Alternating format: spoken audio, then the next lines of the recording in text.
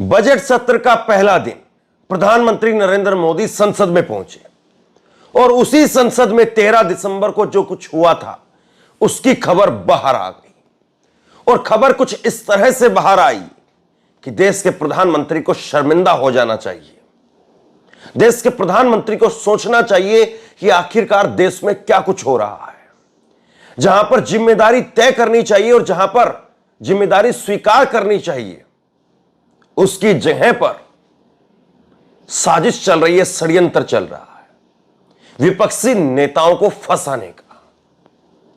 13 दिसंबर का वो दिन आपको याद होगा जब दो लड़के संसद के अंदर, चलती हुई संसद के अंदर कूद गए थे, नारेबाजी की और एक पीले रंग का पाउडर वहां पर छोड़ दिया था। अब जो 6 लड़के उस पूरे प्रकरण के अंदर गिरफ्तार किए गए थे, जिन पर यूएपीए लगाया गया, अब उन्होंने अदालत में आकर के इस बात का खुलासा किया है। अदालत में आकर के उन्होंने खुलासा करते हुए बताया है कि हमें जबरदस्ती बिजली का करंट लगा करके विपक्ष के नेताओं का नाम लेने के लिए मजबूर किया जा रहा है, टॉर्चर किया जा रहा है हमारा, कि हम कैसे न कैसे करके विपक्ष के नेताओं के नाम ले लें। कि हमने जो सब कुछ ये किया उसके पीछे विपक्ष के नेता हैं। और अंदाजा लगाना कोई बहुत मुश्किल काम नहीं है कि किस विपक्ष के नेता का नाम लेने के लिए कहा जा रहा होगा, किस विपक्ष के नेता के नाम से सबसे ज्यादा खौफ लगता है और उसका नाम लेने के लिए वहां पर पुलिस के अधिकारी कह रहे होंगे। लेकिन जरा सोचिए, देश के प्रधानमंत्री, जरा सोचिए, ये पुलिस, दिल्ली पुलिस, जो कि सीधे तौर पर अमित शाह जी के अंडर आती है, क्या अब इस हरकत से अपनी साख बचाने का काम करेंगे?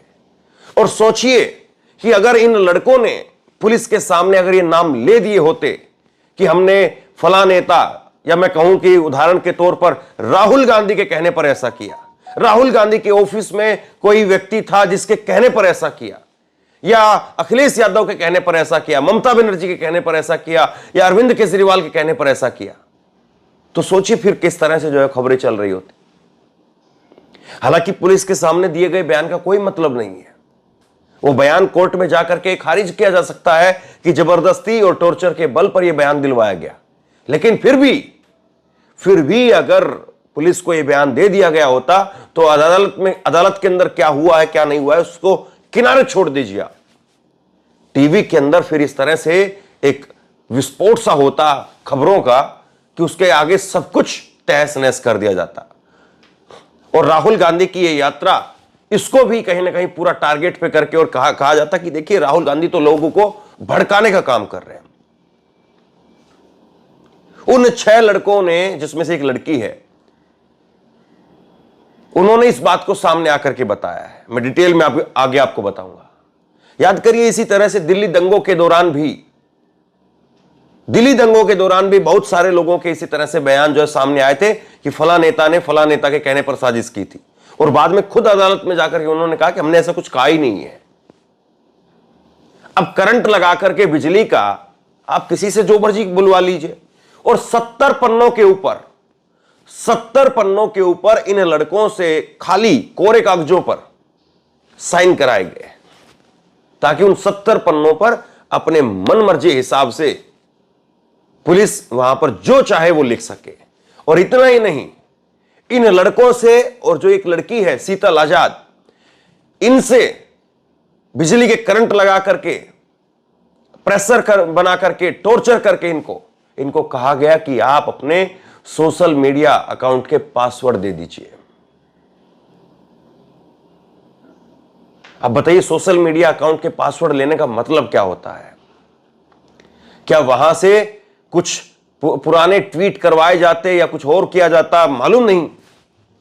लेकिन ये सब कुछ क्यों किया गया? प्रधानमंत्री जी जब देश की संसद में पहुंच रहे थे तो कम से कम उनको 13 दिसंबर से और अब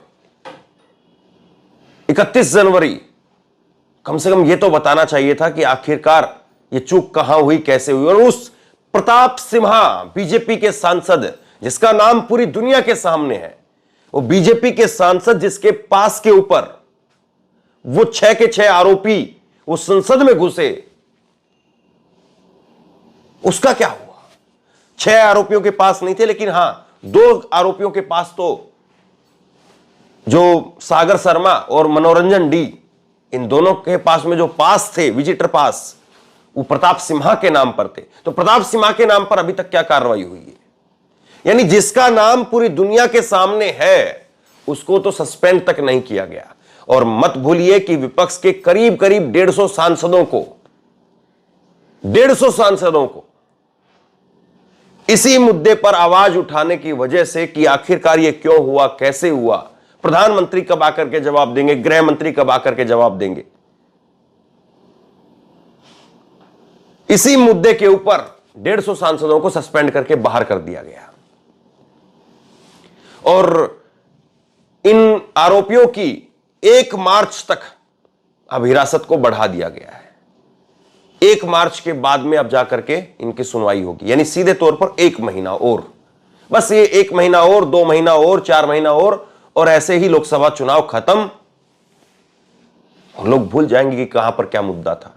हां, ये अगर नाम ले देते, हां अगर ये शीतल और ये बाकी मनोरंजन, सागर और ललित झा, अमोल सिंधे, महेश कुमावत, अगर ये नाम ले देते तो फिर उसके बाद में तो कहानियां चलती और उसके बाद में हो सकता है कि इनकी सजा भी माफ करवा दी जाती। लेकिन अब इनको जेल में भी रहना पड़ेगा और आगे पता नहीं और क्या क्या भुगतना पड़ेगा। आरोपियों ने संयुक्त याचिका में अदालत को बताया कि आरोपी व्यक्तियों को गैर कानूनी गतिविधियां रोकथाम अधिनियम यूएपीए के तहत अपराध और राष्ट्रीय राजनीतिक दलों के साथ उनके संबंध होने की बात स्वीकार करने के लिए प्रताड़ित किया गया, बिजली के झटके दिए गए। इसमें कहा गया कि 2 आरोपी व्यक्तियों को राजनीतिक दल और विपक्षी राजनीतिक दलों के नेताओं के साथ अपने संबंध होने के बारे में कागज पर लिखने को मजबूर किया गया। किसका नाम लिखवाना चाहते थे ये लोग? संयुक्त याचिका में कहा गया कि पॉलीग्राफ, नार्को ब्रेन मैपिंग के दौरान, बाद में और पहले प्रशिक्षण करने वाले संबंधित व्यक्तियों ने 2 आरोपी व्यक्तियों पर उनकी संलिप्तता के बारे में राजनीतिक दल और नेता का नाम लेने के लिए दबाव डाला। आरोपी व्यक्तियों ने दावा किया कि उन्हें अपने social media account, email, phone के पासवर्ड देने के लिए मजबूर किया गया। इनका जब नार्को टेस्ट हुआ और नार्को टेस्ट होने से पहले और नार्को टेस्ट होने के बाद, एक खबर में लिखा है कि polygraph test, narco test, brain mapping test, मतलब ये वो टेस्ट है जिसमें सच आदमी बोल रहा है या नहीं बोल रहा है, इस चीज को चेक किया जाता है। तो मतलब नार्को टेस्ट हुआ है इनका, तो नार्को टेस्ट में तो बात आ जानी चाहिए थी कि हाँ ये लड़के जो है वो अपनी मर्जी से गए थे, या लड़के इन लड़कों को, इन लड़कियों को या इस ग्रुप को किसी खास नेता ने या किसी खास नेता के किसी खास आदमी ने ट्रेनिंग दी थी, पैसा दिया था, तो ये तो साफ हो जाना चाहिए था। लेकिन साफ नहीं हो पाया। साफ होता भी कैसे? साफ होता तो तब जब वहां पर कुछ होता, और अगर कुछ होता तो अभी तक क्या खबर बाहर नहीं आती। याद करिए ताहिर हुसैन का नाम दिल्ली दंगों के अंदर, और ताहिर हुसैन का नाम और किस तरह से फिर उमर खालिद, आप बहुत लंबी फहरिस्त है, आप गिन नहीं पाएंगे, मैं बता नहीं पाऊंगा। और मुस्लिम अगर इन लड़कों में कोई नाम होता तब तो बस छोड़ ही दीजिए फिर बात को। सबका साथ सबका विकास बहुत आसान है कह देना, लेकिन जो दिख रहा है उसको नजरअंदाज आप नहीं कर सकते। अगर कोई मुस्लिम होता इनमें तो मीडिया पता नहीं किस तरह से नैरेटिव पेश करती और किस तरह से जो है चीजों को दिखाया, बताया, सुनाया जाता आपको। और जो मुस्लिम होता है उसको मास्टरमाइंड घोषित किया जाता, जबकि अभी मास्टरमाइंड इसमें ललित झा को बताया जा रहा है। ललित झा जो कि बिहार से रहने वाला है, सबसे आखिरी में जिसकी गिरफ्तारी हुई, और उसकी गिरफ्तारी भी वो पुलिस नहीं कर पाई। उसने खुद जयपुर से बस से दिल्ली आया और जयपुर से बस से दिल्ली आकर के तब उसने अपनी गिरफ्तारी दी। तो कमाल की बात है, आज देश में वाकई मोदी जी अब कहना भी बंद कर चुके हैं, लेकिन मैं बार बार याद दिलाता रहूंगा। वो कहते हैं अमृत काल चल रहा है, अमृत महोत्सव मना रहे हैं हम। ये अमृत काल है जहां पर आप नार्को टेस्ट करा चुके हैं, ब्रेन मैपिंग करा चुके हैं, पॉलीग्राफ आप करा चुके हैं, और अब भी आपको बिजली के करंट के झटके देने पड़ रहे हैं कि विपक्ष की सांसदों का नाम ले लो। ऐसे में तो उनको छोड़ दीजिए, आप और 10-5 लोग पकड़ लीजिए। हिंदुस्तान में कोई कमी है क्या? इतने लोग घूम रहे हैं यहां पर, इतने बेरोजगार हैं यहां पर, और 5-10 लोगों को पकड़ लीजिए और उनको शायद आपको बिजली के झटके भी नहीं देने पड़ेंगे।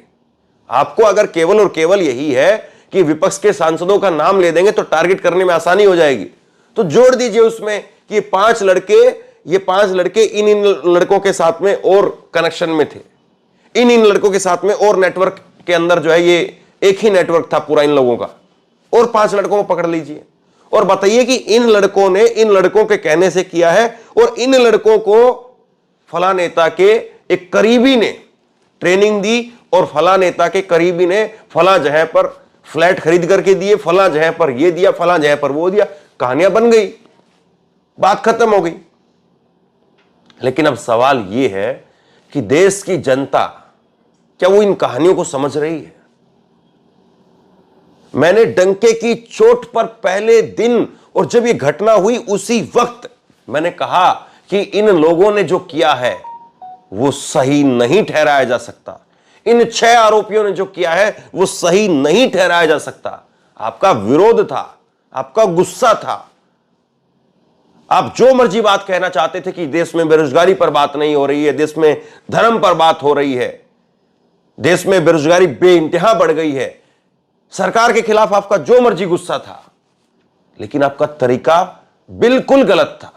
और ये मैं शुरू के दिन जैसे ये घटना हुई और जैसे ही मुझे इस घटना के बारे में पता चला, तुरंत उस दिन मैंने आपको बताया था, और तुरंत मैंने बिना लाग लपेट कर उसके बाद में हर वीडियो में इस बात को मैंने कहा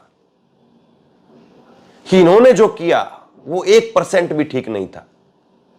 संसद के अंदर घुस करके इस तरह से करना वो सही नहीं है। कुछ लोगों ने उस वक्त में भगत सिंह के साथ में इनकी तुलना की थी, बिल्कुल सही नहीं था, मैं अब भी कह रहा हूं इस बात को। लेकिन हां, इन लड़कों का आज कम से कम इस बात को लेकर के साथ देना चाहिए, आज इस बात को लेकर के साथ देना चाहिए कि देखिए, इन्होंने इतना टॉर्चर सहन करने के बाद भी किसी नेता का नाम गलत तरीके से नहीं लिया, वरना अगर किसी नेता का नाम गलत तरीके से ले देते तो सोचिए कितनी आसानी से बाहर होते, और सोचिए किस आसानी के साथ में वहां पर इनकी खातिरदारी हो रही होती, तब बिजली के झटके भी नहीं देने पड़ते। अगर कोई आसानी से वहां पर कह देता कि मैं लेने के लिए तैयार हूं नाम, उसको अलग कर दिया जाता आराम से, और उसको कह दिया जाता कि ठीक है, तुम अपना साइन करो, ये करो, और तुमको कुछ नहीं होने देंगे, तुम आराम से बस रहना यहीं पे है। आज इन लड़कों का कम से कम आप साथ दीजिए कि इन्होंने उस टॉर्चर को सहन किया। गलत उस दिन था, सही आज इन्होंने किया है। उस दिन जो किया था वो गलत था, लेकिन अब जो किया वो कम से कम सही किया, क्योंकि बिना वजह आप किसी का नाम लें वो गलत है। और सोच जरा मोदी सरकार के बारे में लीजिए, अमृतकाल, 400 पार, अब की बार मोदी सरकार, तमाम तरह के जुमले और इस तरह की हरकतें। मोदी जी, आप बहुत बड़े नेता हैं, आप एक बार क्या 4 बार और देश के प्रधानमंत्री बन सकते हैं, लेकिन कम से कम ऐसी हरकतें क्यों हो रही है उस पर तो थोड़ा देखिए। देश शर्मसार होता है, देश का एक आम आदमी वो आपके बारे में सोच करके अच्छी राय नहीं बनाता है। आप देश में प्रधानमंत्री के तौर पर एक लंबे समय पर अच्छे नेता के तौर पर याद किए जाए, कुछ ऐसा तो करिए। क्योंकि एक आम आदमी जब इस तरह की खबर को सुनता, मैं खुद इस तरह की खबर को सुनता हूं, तो मुझे लगता है कि सरकार कितनी लाचार है। नीतीश कुमार जैसे लोगों को आप लेकर के आने के लिए मजबूर हो जाते हैं। झारखंड में हेमंत सोरेन सिटिंग सीएम, रातों रात गिरफ्तारी हो जाती है। क्या आपको लगता है कि देश की जनता इतनी नादान है कि 17 राज्यों में आपकी सरकार चल रही है, 1.5 दर्जन राज्यों में सरकार चल रही है आपकी, और वहां पर कोई एक मंत्री का पीए तक भी वो पूछताछ के घेरे में नहीं आता है। मंत्री तो छोड़ दीजिए आप, विधायक तो छोड़ दीजिए, सांसद तो छोड़ दीजिए, मुख्यमंत्री तो बहुत दूर की बात हो गई। और उसके बाद में विपक्ष को आप देखिए, लालू से, तेजस्वी से पूछताछ, नीतीश को अपने पास, झारखंड से हेमंत सोरेन इस्तीफा हो गया, जेल चले गए, गिरफ्तार कर लिया गया। और इस कड़ी में अगला नंबर किस किस का है, उसकी तैयारियां चल रही है। तो देश की जनता इतनी नादान है, इतनी भोली है कि आप जो दिखाना चाह रहे हैं या आपका टीवी जो दिखाना चाह रहा है केवल वही समझेगी, या मैं जो बताना चाह रहा हूं वही समझेगी। कौन हूं मैं? क्यों लोग विश्वास करेंगे? कतई नहीं करेंगे। लोग अपने आप से चीजों को देखते हैं, समझते हैं, तब विश्वास करते हैं कि फला आदमी सही बोल रहा है, फला सरकार सही काम कर रही है। अमृतकाल की बात करते हैं तो अमृतकाल ऐसा तो नहीं होना चाहिए कि विपक्ष के सांसदों के पीछे इस तरह से, इस कदर अगर साजिशें रची जाए, अगर इस कदर टारगेट किया जाए तो फिर क्या ही कहें। शेयर कीजिए इस खबर को, लोगों तक पहुंचाइए, और इसी तरह की तमाम खबरों के लिए ऑनलाइन न्यूज इंडिया को सब्सक्राइब कीजिए। साथ में जो बेल आइकन है घंटी, उसको जरूर दबाइए, ताकि जैसे कोई खबर अपलोड करें उसकी नोटिफिकेशन सीधे सबसे पहले आपको मिल सके। अगर ये वीडियो फेसबुक पर देख रहे हैं तो हमारे पेज को लाइक कीजिए, फॉलो कीजिए और इस खबर को शेयर कीजिए। आपका बहुत बहुत धन्यवाद।